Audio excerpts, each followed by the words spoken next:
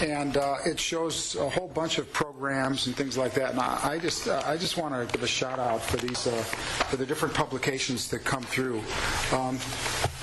They're worthy of reading and passing on the info that's contained. Let's see.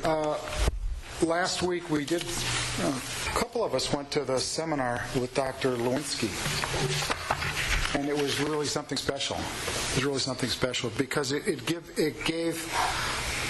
me a chance, I think, felt the same way, to not just intellectualize the kind of pressure and kind of number of variables that hit an officer in a situation where there's potential use of force, but how many variables there are and how fast it happens. Under a second, under a quarter of a second. And when we slow everything down and Monday morning quarterback everything, it looks like you have hours to think about things when you don't. And I think that it was very well done, very interesting, and I thought got good coverage. I want to give a report on the on-body cameras on three issues. One is the equipment, two the rules, and three is the money. As far as the equipment goes, we will on the 29th get a detailed report on the process for the bids for the people who are interested in providing the equipment. That process is ongoing. There's more than one prospective purveyor. Number two, the rules. There are a number of people at the table in creating the protocols and the rules to protect on both sides of the camera. And Richard has been getting some best practices from other communities that are using the on-body cameras. We've gotten a lot of information from the League, and will continue from the League. The ACLU came out with a paper on it last week, which I thought was interesting.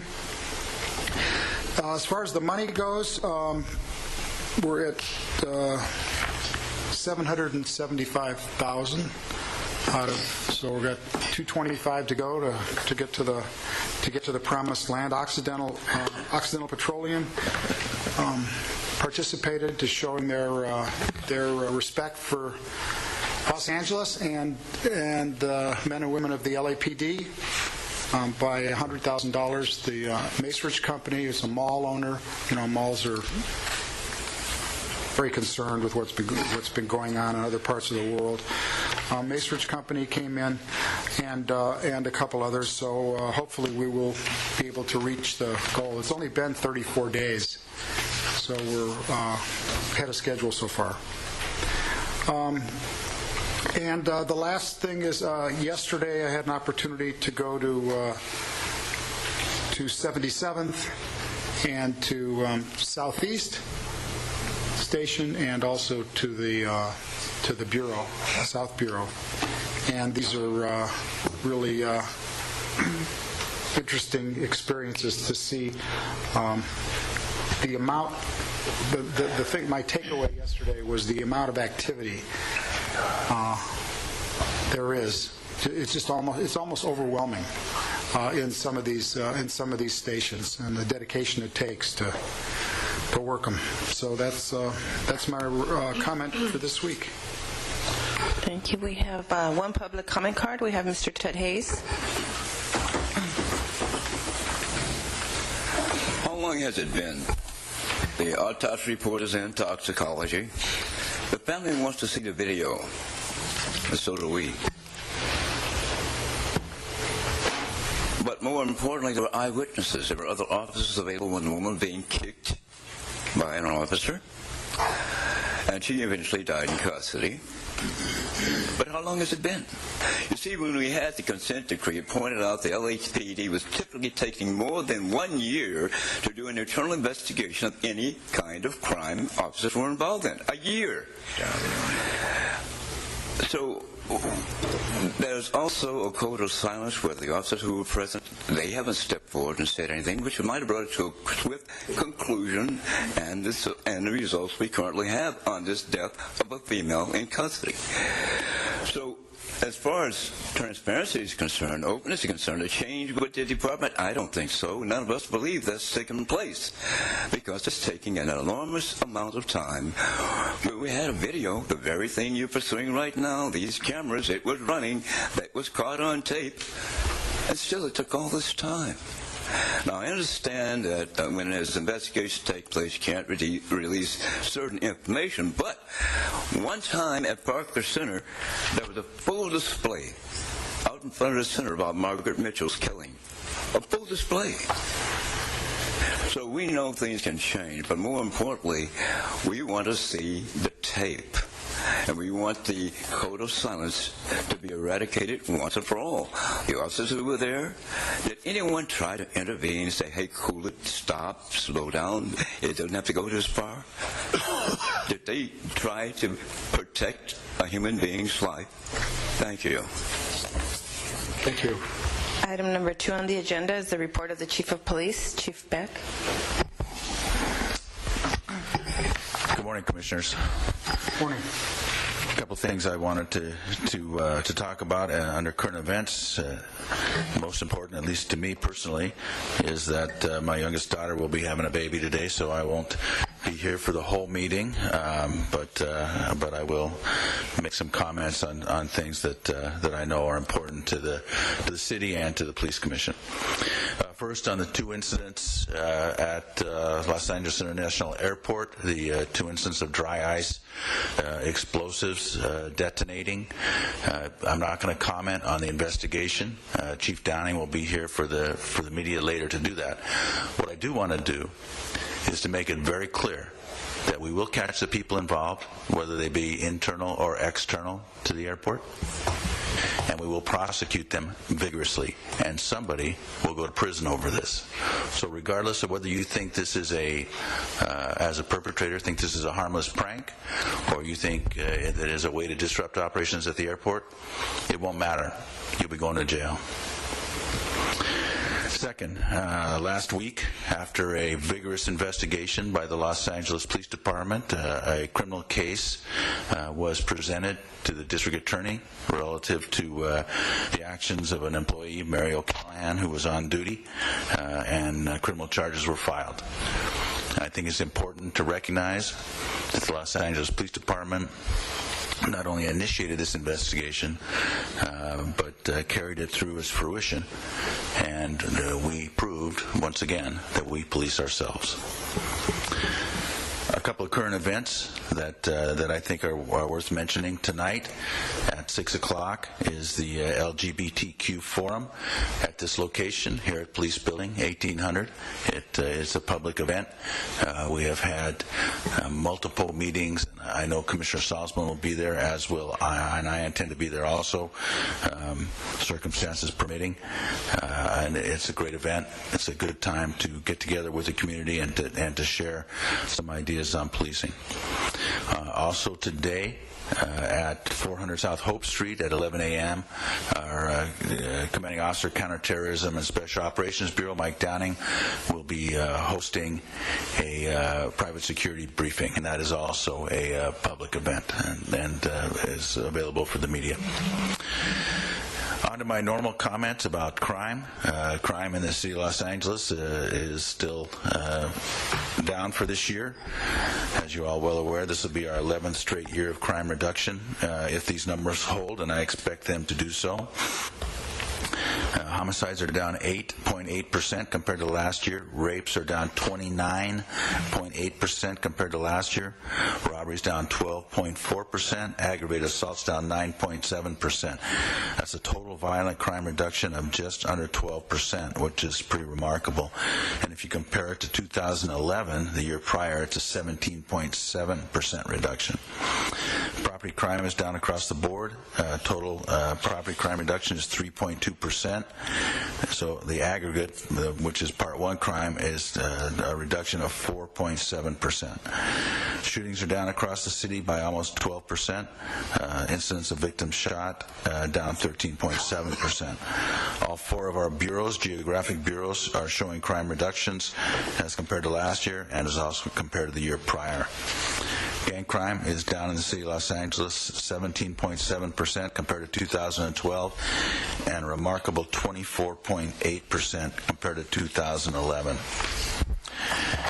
Personnel statistics, we have 9,906 sworn personnel on payroll and 29 recruits in the academy who are not yet on payroll, for a total sworn deployment of 9,935.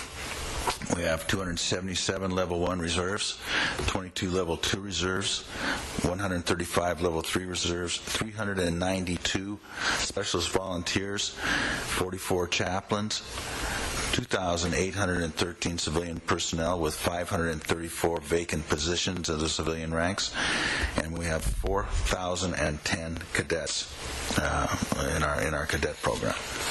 And that concludes my report. Chief, I just want to say that I thought that your comments, both to the press and also to the rank and file, on the DA's filing charges were extremely important and appropriate, and the fact that the LAPD does hold its employees accountable for their actions administratively and criminally is of the essence post consent decree, and from the district attorney's perspective, this was not a gotcha. It was the LAPD that brought the case to the district attorney for consideration of criminal filings. So it's a sad situation, and I think being handled very well and appropriately within the confines of what they call in America laws. And I want to congratulate you on a somber situation here. Well, thank you, Commissioner. You know, this is a very difficult thing for me personally, and for the Los Angeles Police Department. You know, the use of force, as you are well aware, is one of the most solemn trusts that we give to our employees. And the appropriate use of force, the non-punitive use of force, the reasonable use of force is what we strive for and what we achieve thousands and thousands of times a year.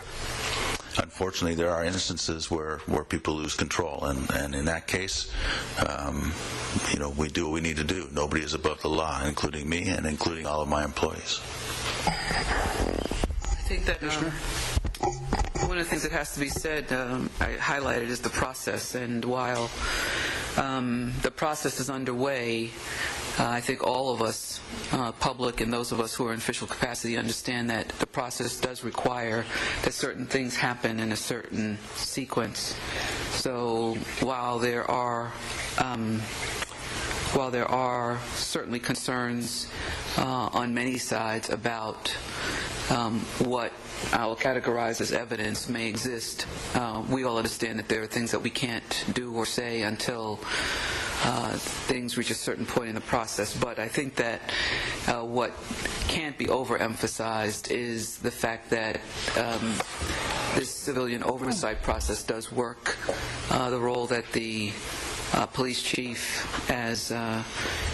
the role that the commission plays are both important to this process and to the running of the entire police department. So again, I too I'm proud to know that the police department brought the charges to the DA's office brought the issue to the DA's office for investigation, and ultimately led to the filing of these charges. Okay, we do have one comment card. We have Mr. Ted Hayes. Let's be academically, politically correct. The police department doesn't prosecute anybody. That's what the DA and the city attorney does. They can arrest. But the DA city attorney can choose to prosecute or not to prosecute. Zimmerman was not being prosecuted until the public made the elected official prosecute them. Police can arrest people but not prosecute them. They can persecute them while they're in custody, but they can't prosecute. So let's understand that. Oh, I forgot to mention the woman who was killed, she was handcuffed. Anyway, one thing I'd like to express, and I guess this goes for the executive director as well as the chief, is at one time there was a library open at Parker Center, and the public could go there. We could see the police manual there. Can't get it now.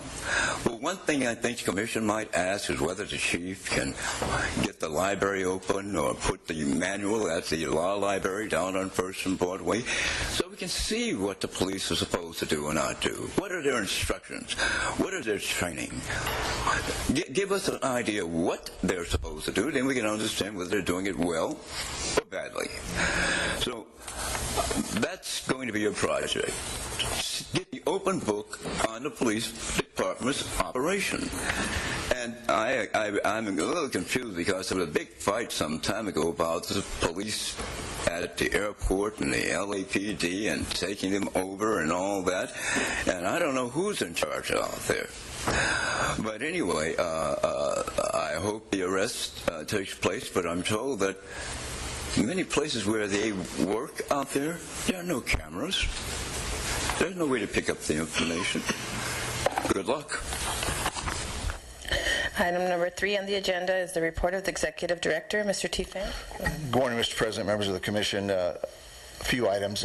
As the President requested last week, 3 verbal presentations, one on the K-9 program, another on the cadet program.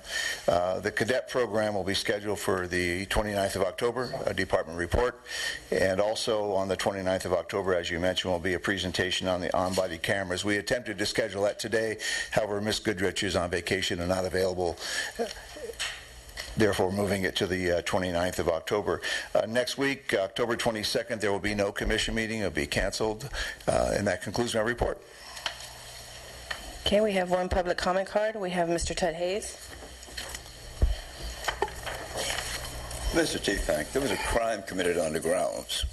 Because if you go outside out front, I don't know whether many of you ever get a chance to walk through the front from First Street into the building.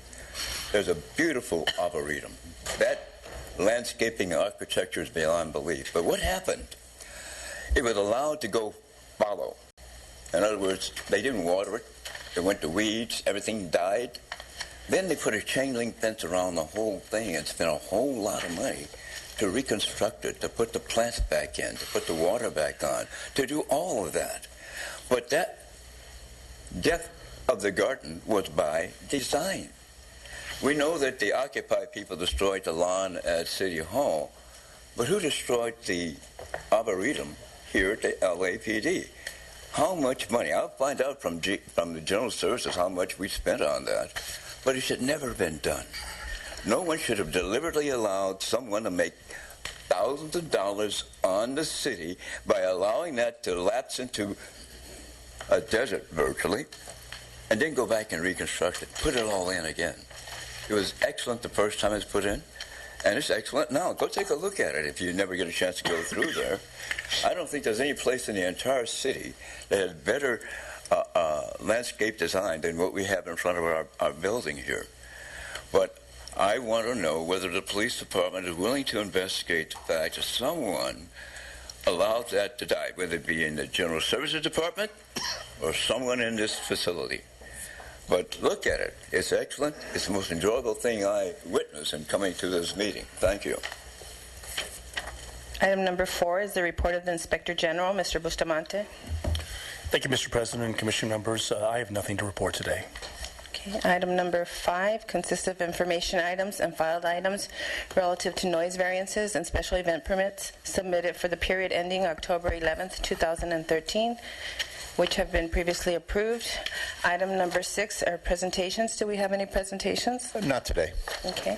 Item number 7, consent agenda items. These items are considered to be routine and non-controversial, upon which the board is provided with adequate information for approval without inquiry or discussion. Would a commissioner wish to pull an item as special for discussion from 7A through 7C? I'd just like to make a friendly comment about all three, and that is that it's easy to rush through these, but I mean, here Staples donated $99,200 worth.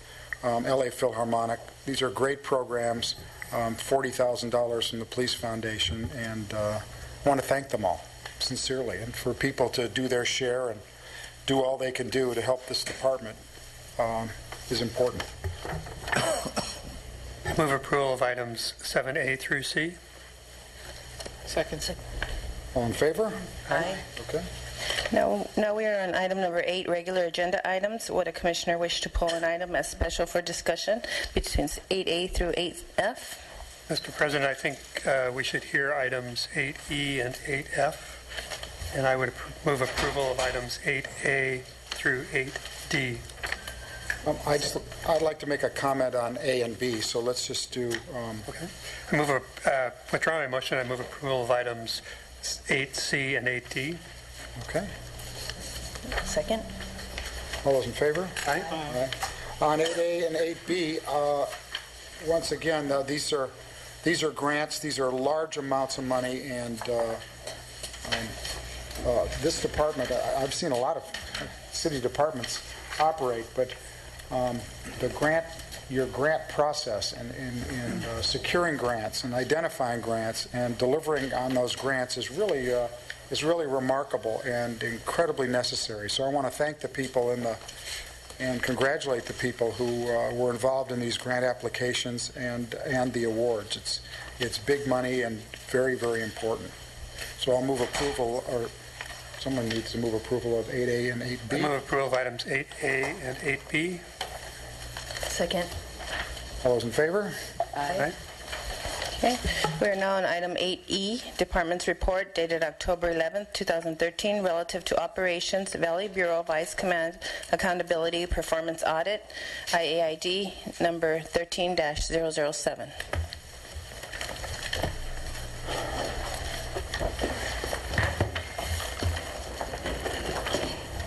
Good morning. Morning. I'm Lieutenant Cheryl Barada with Internal Audits and Inspection Division, here today to present the Operations Valley Bureau Vice Command Accountability Performance Audit.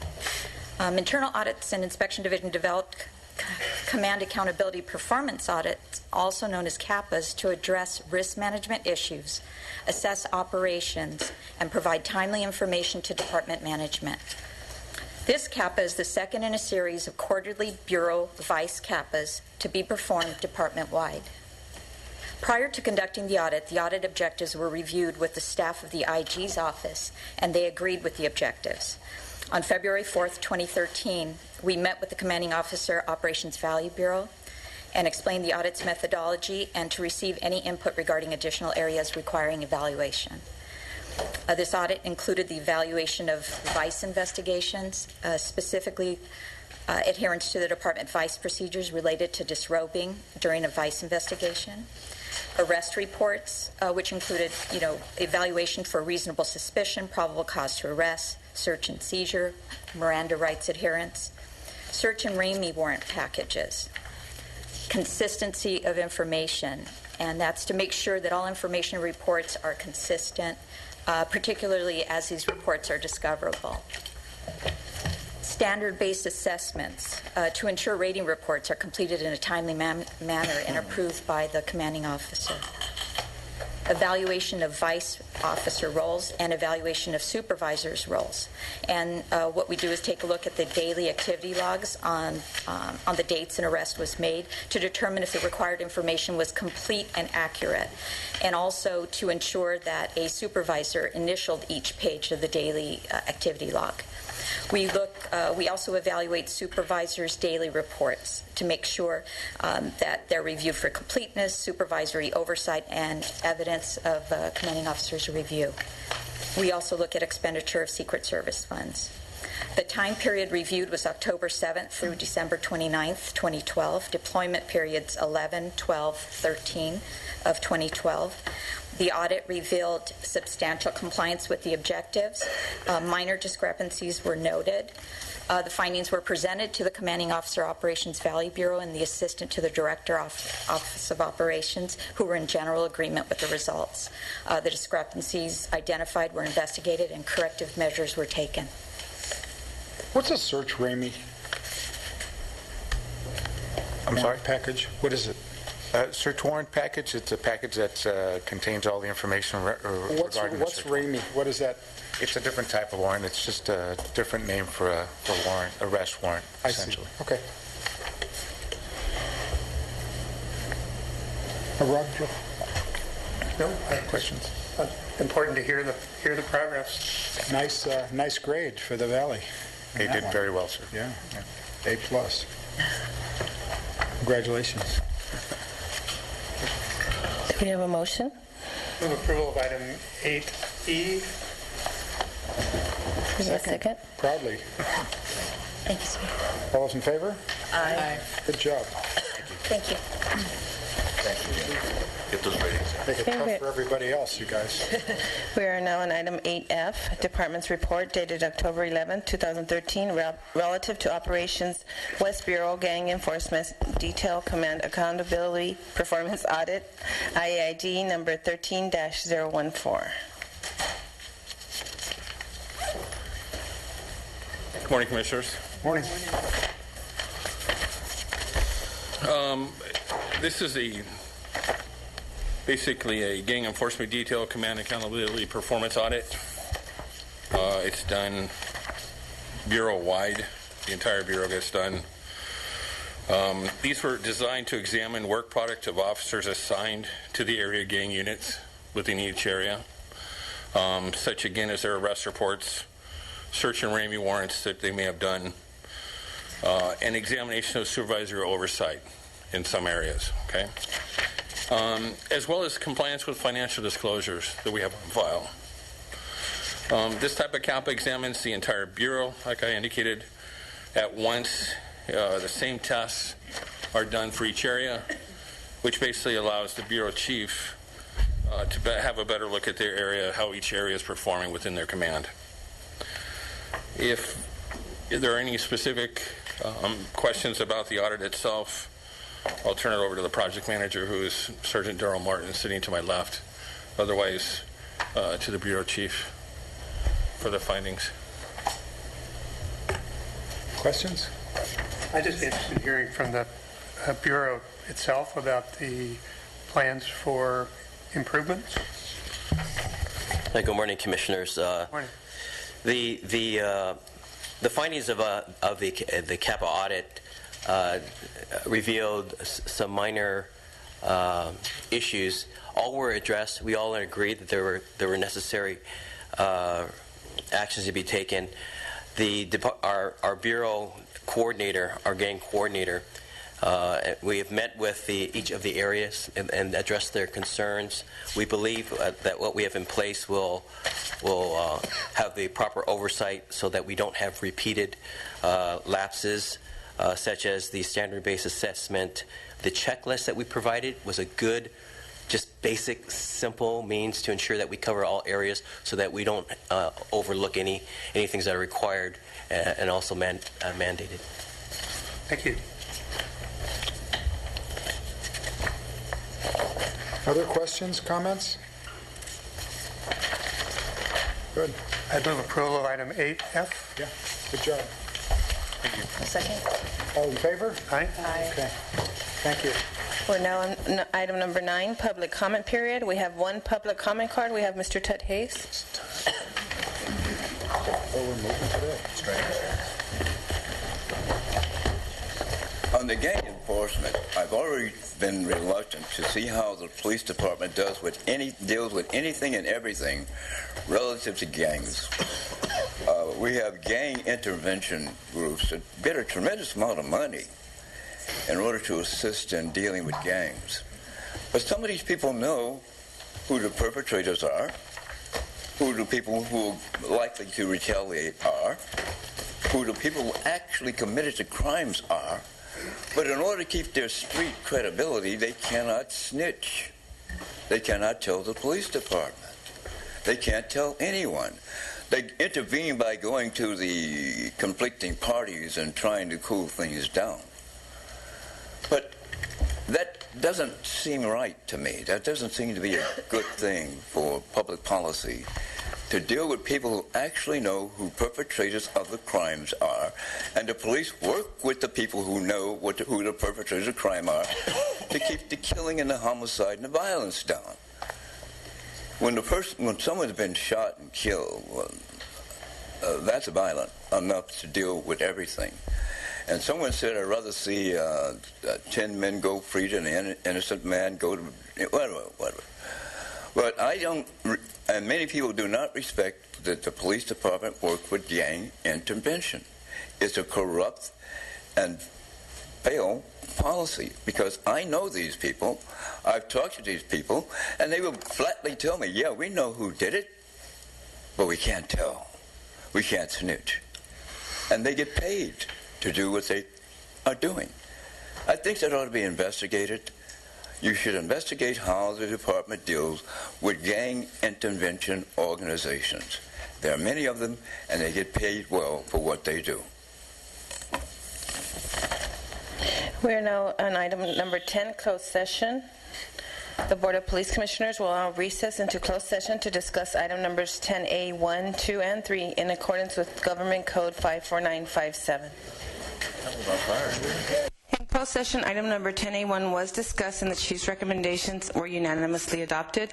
In closed session, item number 10A2 was discussed and the Chief's recommendations were unanimously adopted. In closed session, item number 10A3 was discussed and the Chief's recommendations were unanimously adopted. Mr. President, is there a motion for adjournment? Second. All in favor? Aye. Meeting adjourned. Hey, we're Prentice High. You're watching LA City View 35. Our city, our channel. We're LA, girls are watching TV now. LA City View 35. Well, hello, everybody. I'm Huell Hauser, and here we are on this beautiful morning in the nice little community of Folsom, which is located right outside Sacramento. And we're standing in front of Folsom Lake.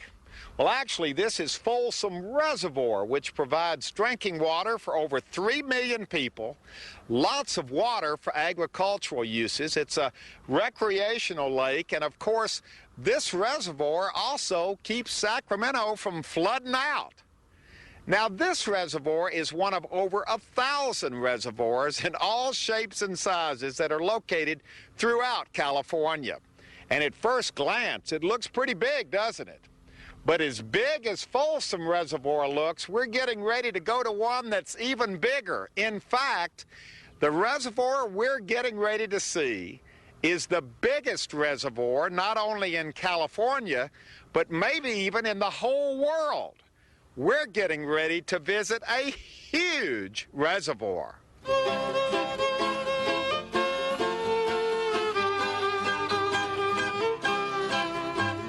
Now, to get to this huge reservoir, we drove east from Folsom through some spectacular scenery as we headed up high into the Sierra. Lots of snow there, and that snow ended up being what the reservoir was all about.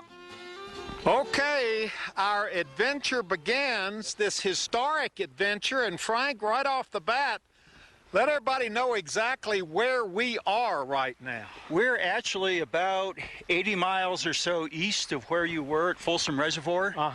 And in fact, this snow, when it melts in the spring and summer, will run off and help replenish the water in Folsom Reservoir. All right, now, are we in a reservoir right now? Because you said you were bringing us to a reservoir. We're in a reservoir in the sense that right now, this snow is just sitting here as though it were in a reservoir. As the weather warms up, the sun climbs up higher in the sky, all of the snow will melt and run off, and that's what replenishes most of our reservoirs within the state of California. You know, I'm a little bit out of breath. We're pretty high up, aren't we? Yeah, we're at about maybe 7,800 feet or so. Wow, this is absolutely spectacular out here. This beautiful scenery up here. It's like we're